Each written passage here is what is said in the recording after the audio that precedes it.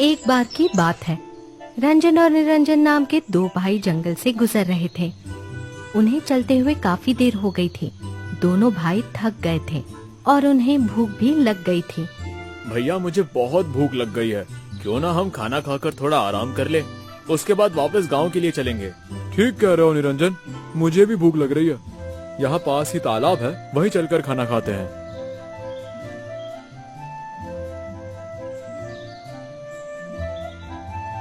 प्रणाम गुरुदेव। आयुष्मान भव। वत्स, तुम कौन हो? मेरा नाम रंजन है प्रभु, और ये मेरा छोटा भाई निरंजन है। तुम यहाँ जंगल में क्या कर रहे हो? हमें भूख लग रही थी प्रभु, इसलिए हम तालाब के पास जाकर भोजन ग्रहण करना चाहते थे। अच्छा, तालाब यहाँ से पास ही है, तुम वहाँ जाकर भोजन ग्रहण कर लो। नहीं प्रभु, आप जैसे तपस्वी के दर्शन हो गए, इससे हमारी भूख मिट गई। मैं यह खाने की पोटली आपको देना चाहता हूँ, कृपया इसे स्वीकार करें। तुम तो बड़े ही नम्र और उदार व्यक्ति मालूम पड़ते हो। क्योंकि तुमने मुझे इस भोजन के लिए आग्रह किया है, मैं इसे मना नहीं कर सकता, वरना अन्न का अपमान होगा। धन्यवाद प्रभु। मैं तुमसे खुश हुआ। कहो क्या वर मांगते हो, मैं उसे जरूर पूरा करूंगा। प्रभु, हमारी माँ ने बड़ा कष्ट उठाकर हमें पाला पोसा है। यदि आप कुछ देना ही चाहते हैं, तो हमारी माता के लिए कुछ ऐसी चीज दे जिसे पाकर वो खुश हो जाएं। ठीक है, ये लो जादुई साड़ी। जादुई साड़ी? हाँ, इस साड़ी की विशेषता ये है कि तुम इसे जो रंग बदलने के लिए कहोगे, ये उसमें बदल जाएगी। अरे वाह, ये साड़ी तो बहुत ही सुंदर है। माँ, साधु बाबा ने कहा था इस साड़ी को जो रंग बदलने का आदेश दोगे, ये वैसा ही करेगी।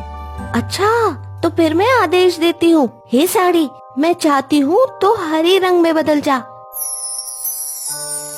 दिन गुजरते हैं और रंजन की माँ रोज नए नए रंग की साड़ी पहनकर कभी बाजार जाती तो कभी पड़ोसियों या रिश्तेदारों से मिलने उनके घर।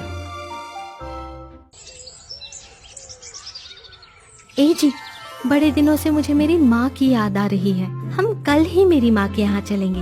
अरे भाग्यवान, यहाँ फसल सर पर खड़ी है, उसकी कटाई करनी है, और तुम मायके जाने की बात कर रही हो। ऐसा करो, तुम ही चली जाना।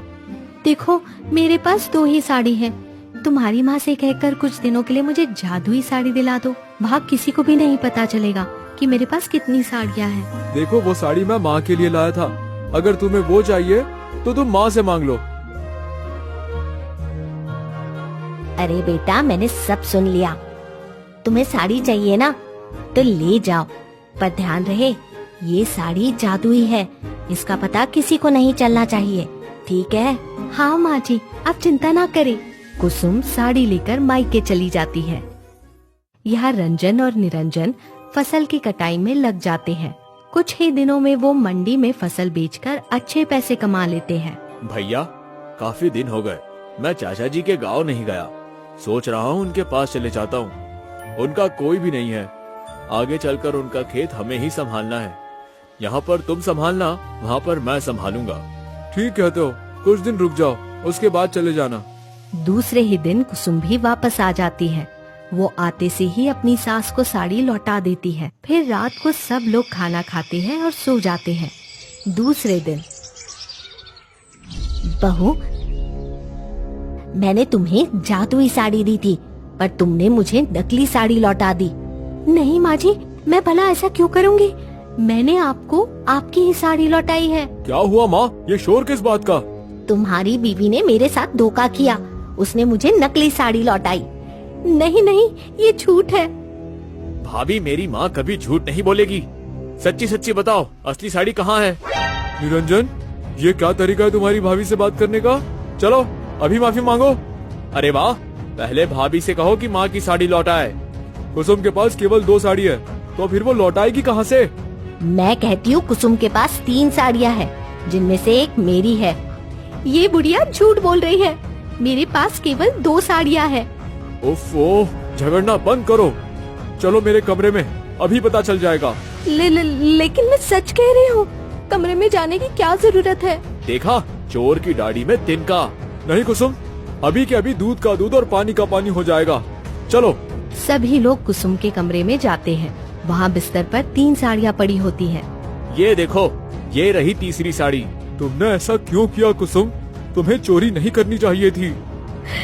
मुझे माफ कर दीजिए माँ जी, मैं साड़ी के लालच में आ गई थी, इसलिए मैंने आपको नकली साड़ी दी। पर तुम्हारे पास ये तीसरी साड़ी आई कहाँ से? तुम्हारे पास तो केवल 2 साड़ियाँ थी। वो साड़ी दरअसल मुझे मेरी माँ ने दी थी।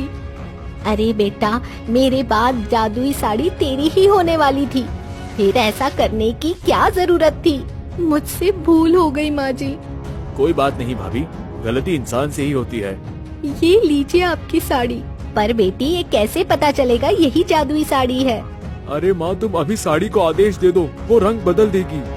हाँ, ये ठीक रहेगा। ए साड़ी, मैं आदेश देती हूँ, तू हरे रंग में बदल जा। शायद दूसरी वाली होगी। ए साड़ी, तू गुलाबी रंग में बदल जा। ये क्या चक्कर है? ये साड़ी रंग क्यों नहीं बदल रही? शायद तीसरी साड़ी होगी। ए साड़ी, मैं तुझे आदेश देती हूँ, तू नारंगी रंग में बदल जा। जब तीनों में से एक भी साड़ी रंग नहीं बदलती, तो सभी समझ जाते हैं कि जादुई साड़ी किसी ने चुरा ली है।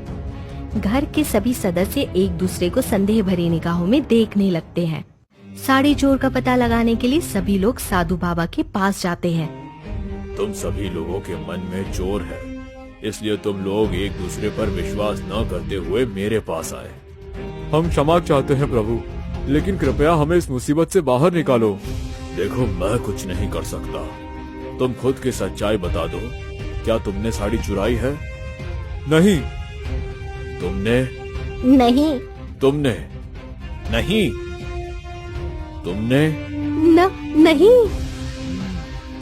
लगता है साड़ी से ही पूछना पड़ेगा। जादुई साड़ी को देखकर सब लोग हैरान हो जाते हैं।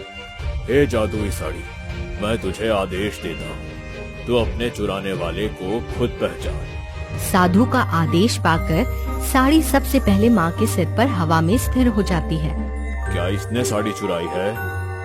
क्या इसने साड़ी चुराई है? क्या इसने साड़ी चुराई है? क्या इसने साड़ी चुराई है? अरे अरे, मुझे माफ कर दो, मुझे माफ कर दो। निरंजन, साड़ी तुमने चुराई थी, पर क्यों? मुझे माफ कर दो भैया, मैं शहर जाकर साड़ी को अच्छे दाम में बेचना चाहता था। मेरे मन में लालच आ गया था। लेकिन तुमने ये साड़ी कब चुराई? मेरी नीयत पहले दिन ही फिर गई थी, इसलिए मैंने बाजार से एक साड़ी खरीद ली थी, ताकि मौका मिलते ही साड़ी बदल दूं। फिर तुमने साड़ी कब बदली? जिस दिन आप वापस आई, मैंने उसी दिन साड़ी बदल दी थी, ताकि इल्जाम आप पर लगे और मैं बच जाऊं। तुमने ये ठीक नहीं किया निरंजन। भैया, भाभी, मुझे माफ कर दो। ओफो, ये साड़ी ने तो मेरे घर का सत्यानाश ही कर दिया। गुरुदेव, मेरा आपसे निवेदन है, ये साड़ी आप वापस ले लीजिए। इसमें दोष साड़ी का नहीं, तुम सबका है। तुम सबके मन में लालच है। जब तक वो लालच नहीं जाएगा, तब तक मन शांत नहीं होगा।